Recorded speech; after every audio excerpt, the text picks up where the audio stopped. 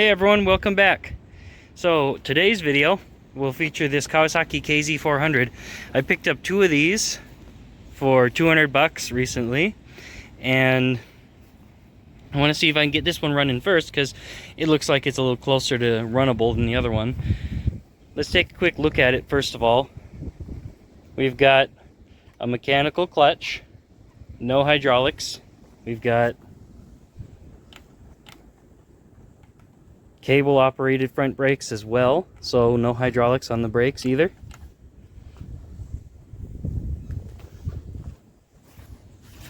It's missing the front tire, and from moving it around there's a little dirt in the wheel, so that's going to have to be cleaned up. It's got free movement of the throttle.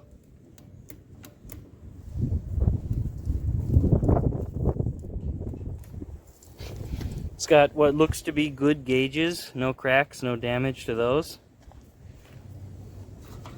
Also very important is the fuel tank. Fuel tank, you can't see all of it because I haven't got a flashlight, but fuel tank is pretty much clean throughout, which is amazing.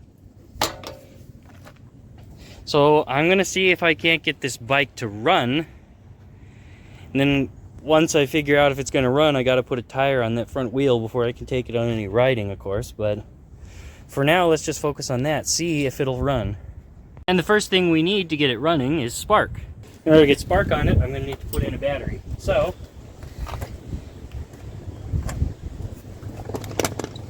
let's get a battery in there.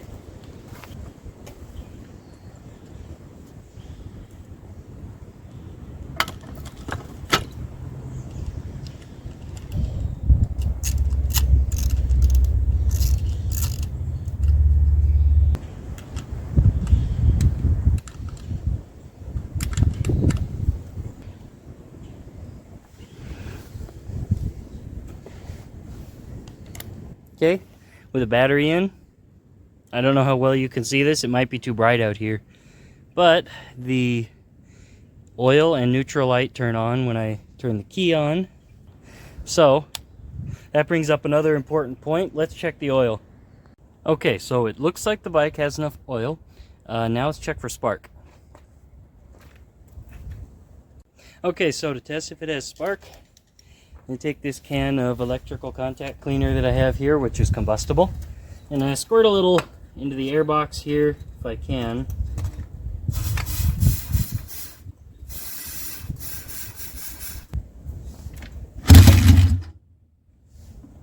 Well, that's a good sign.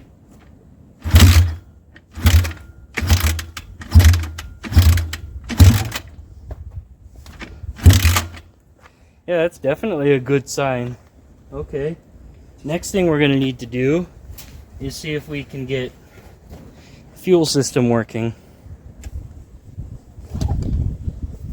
And from previously fiddling with this bike, I already know how the fuel tank comes off. It's a little tab here that you pull back, and the tank just lifts right off. I wonder if we can't get it to fire up without even having to tear apart the carburetors and clean them. Eventually they're definitely going to need a cleaning like any old carb would, but you know what? I'm going to try and see what happens.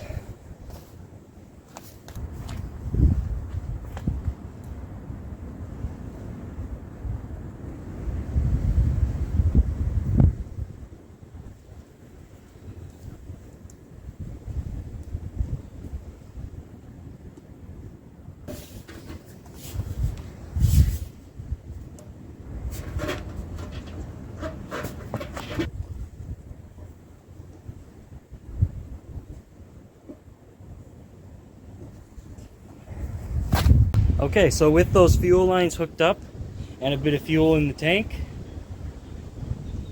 let's see if it'll fire up. It'd be really kind of amazing if it did without a carburetor cleaning, but we'll see.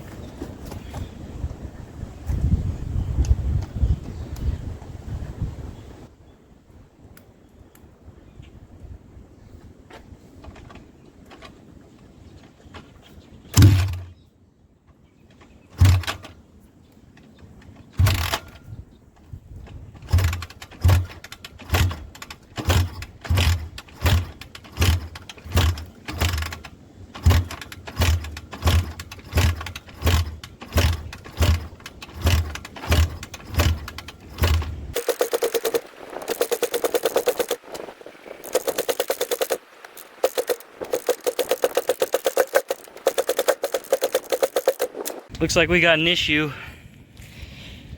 Looks like the floats are stuck on the carbs, so they're gonna have to come off like I thought they might. So let's get to that.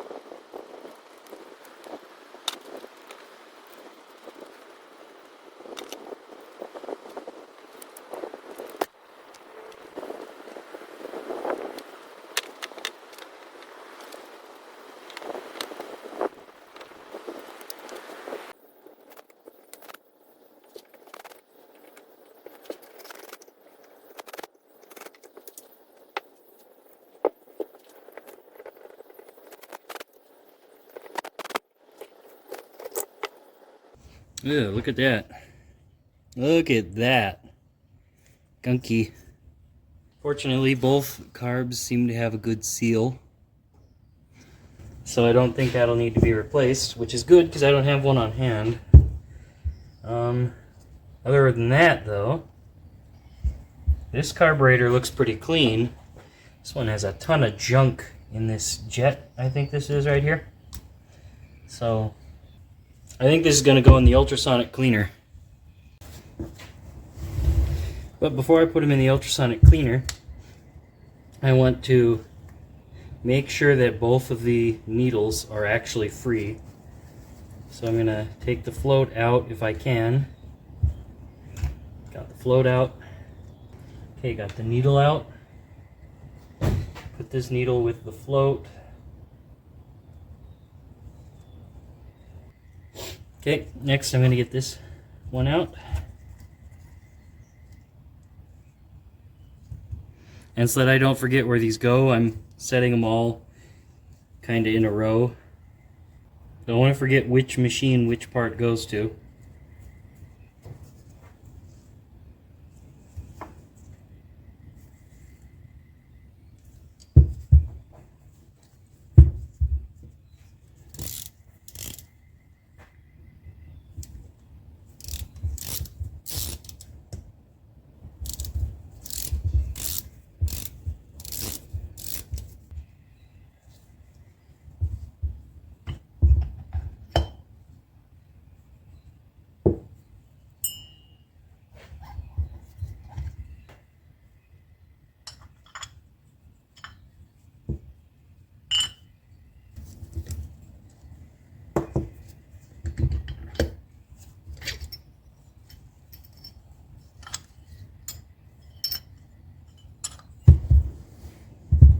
Alright guys, so this is actually too big for my ultrasonic cleaner.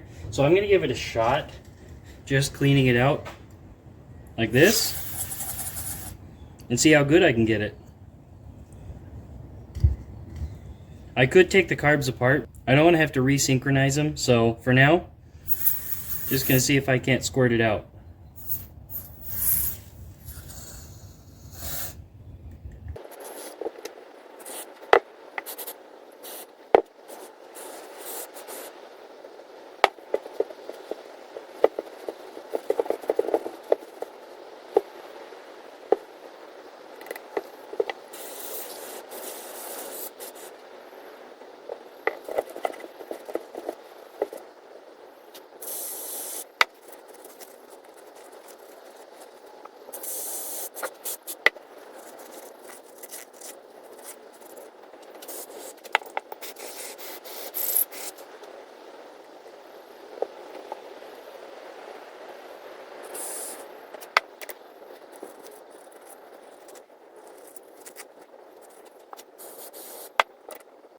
Okay, so I got it in the ultrasonic cleaner. I'm going to turn it on, run it for a little while, and then I'm going to switch over to the other carburetor because I'm a little bit worried about taking it all the way apart. So just going to leave them together for now and clean them separately. Something I'll also note is that I went through and cleaned out the rest of the components for the carb with carb cleaner. Well, actually it's electrical contact cleaner, but it does the exact same job. So once this is done, I get everything back together. Okay, it's out of the ultrasonic cleaner and I've blown out each jet. Now I'm going to start putting it back together.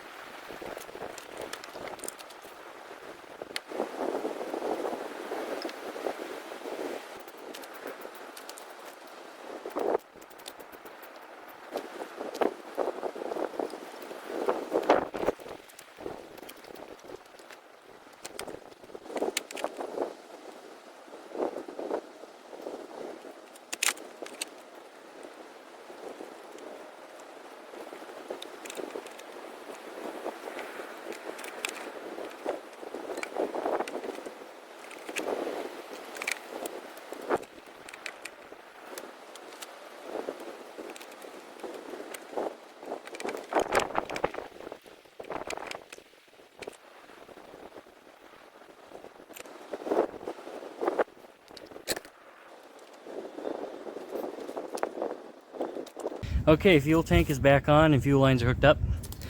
I'm going to give it another kick.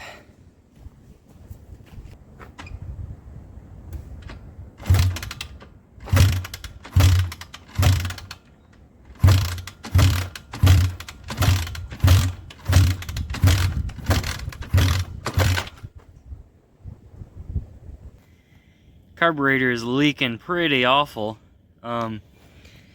Now, I did order a new petcock and a carburetor rebuild kit, so I'm gonna have to install that clearly.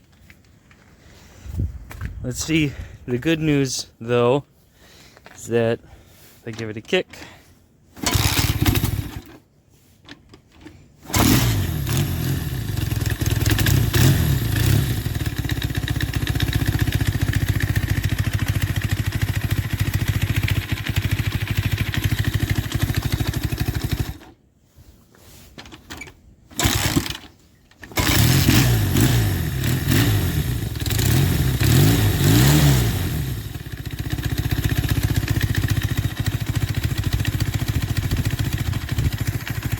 And if you're wondering about the exhaust that wasn't on here earlier that's now on here, that was on the other bike that came with this. I just slapped it on off camera really quick because I wanted it to be a little quieter. And front tire here doesn't hold air really. It's all squishy. But I happen to have that front dirt tire laying around, so I put it on there just because I had it here. Okay, so if I'm going to rebuild the carburetor and replace the fuel petcock, gotta pull the tank off, gotta pull the carbs off. So you just saw me do that, so I'm not going to bother filming it again. I'm just going to do it, and then I'll meet you over at the workbench. Okay, here we are at the workbench. Let's get this old fuel petcock off and get a new one on.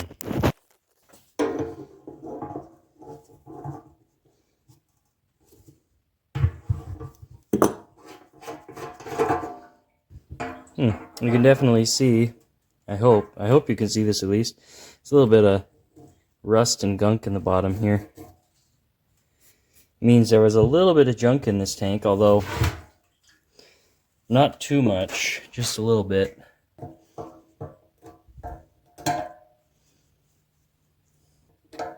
This is a little bit ripped right there. I can get behind it. There we go. There's a small rip in that filter. Okay, now I just got to get these screws out.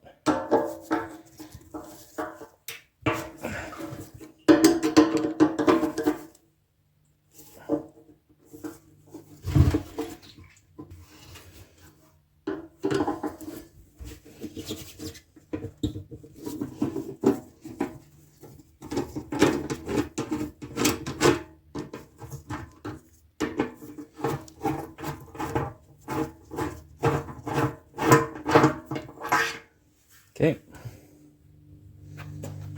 put the filter and the seal back in the original one. I'm going to put the filter and the seal back in the original, and then put the bottom back on.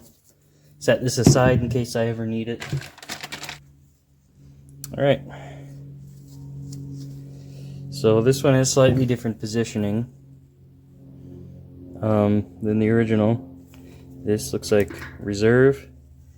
This is on, and this is off. Whereas it's a little different on this one, the original one. But this should work just fine. Slide on the fresh seal.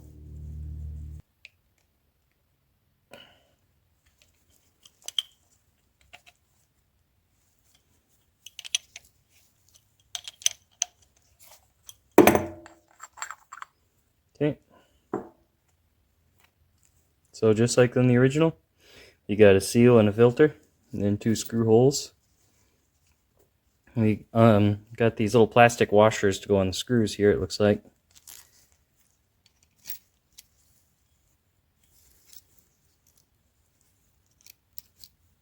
It looks like there was also a metal ring in there at the bottom. I have to remove that in order to slide the screws past it, so I pulled it out.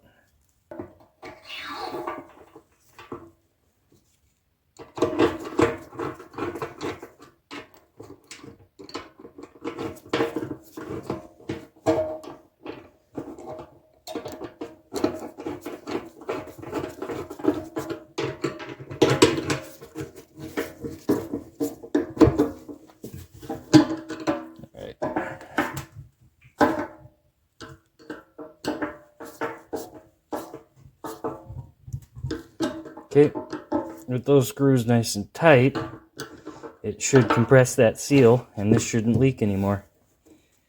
Right, put in that little ring of metal first, then fuel filter, and the seal, and then tighten in this till it compresses the seal.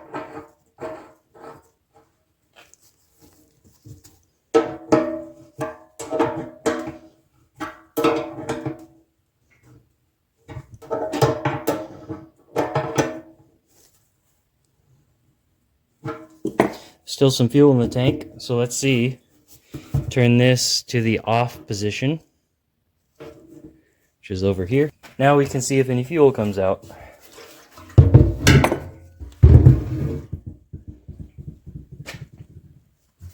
Nothing coming out in the off position. Go to on. Still nothing coming out because the fuel level's real low. Go to reserve. Oh, the fuel tank is... There we go. It ran out on reserve, so we know this is going to be a good fuel petcock. No leaks, which it shouldn't have any leaks because I just bought it, but I just wanted to make sure. Now let's get to the carburetors. Here we got the carburetors. Here's my rebuild kit. I'll open it up. I don't actually know if all these jets are going to be the right size for this, but I might not be replacing the jets. Mostly what I need to do here is replace the needles and the gaskets around the float bowl, because that's, I think, where it was leaking. I think the needle wasn't sealing off properly, and the float bowl was overfilling and leaking out around the old cracked rubber gaskets. So, I'm not going to keep standing here jabbering. I'm going to start taking it apart.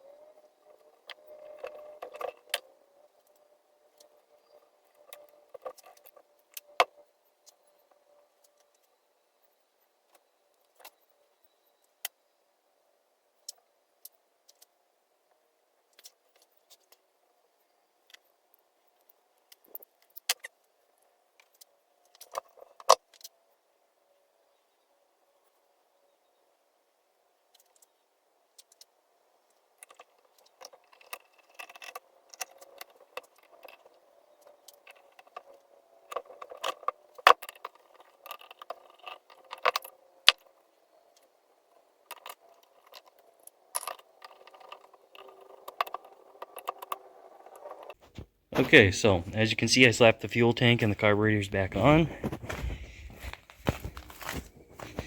So the next thing we're going to address is a quick oil change.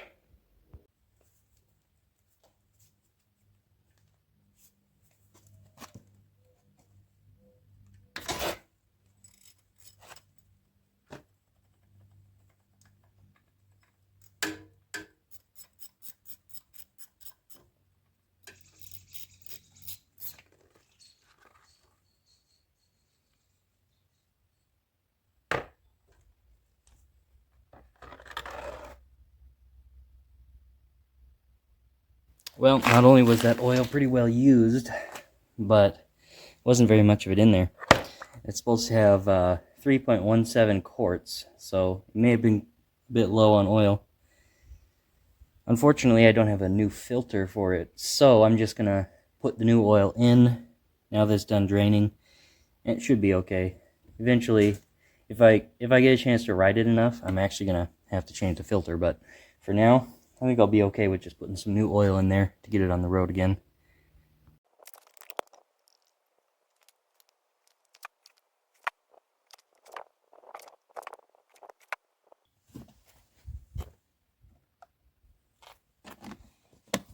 Okay, that should do it. That should be about 3.15 quarts, which is how much this requires. So the oil change should be good to go. Okay, oil change is done. Well, it might be a little bit excessive, but it works. Alright, time to get that front wheel off so I can put in a new tube.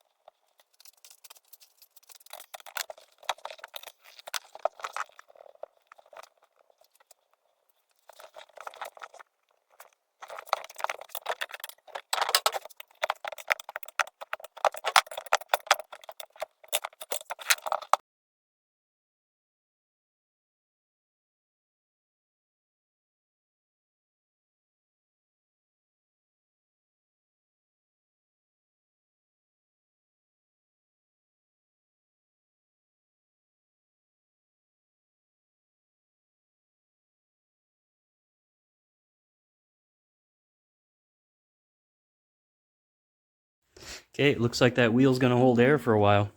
So let's get it back on the bike now. And maybe I can even ride it.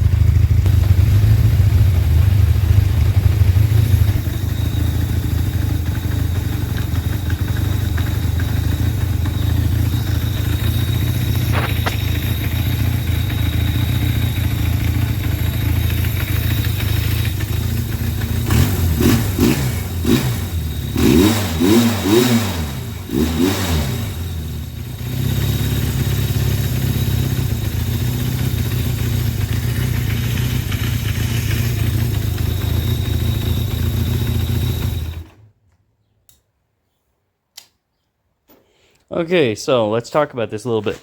Runs really great, a lot better than I expected actually, after just carburetor rebuild. Didn't do anything with the engine internals at all, and it runs pretty great. There's a couple things it doesn't have though. I mean, you'll notice it doesn't have a headlight. Never did from when I bought it. Doesn't have any turn signals or anything, but more importantly than that, it actually doesn't have a title. So this bike is never really going to go back on the road. Got it running just to see if I could, and also because it makes a nice little vehicle to run around the property with, you know. Anyway, so I've been dirt biking it around a little bit off camera. So the other bike that came with this does have a title, but it's missing a bunch of parts. So what I'm thinking I might do in the next video is take some parts off of this one, now that I've proven that it'll run, put them on the other one, see if I can get the other one running, because it has a title. And then it would be a bike that could be ridden on the street. So, anyway, thanks for coming along with me on this journey of getting this thing running. And stick around because we'll have quite a few more projects coming up in the future.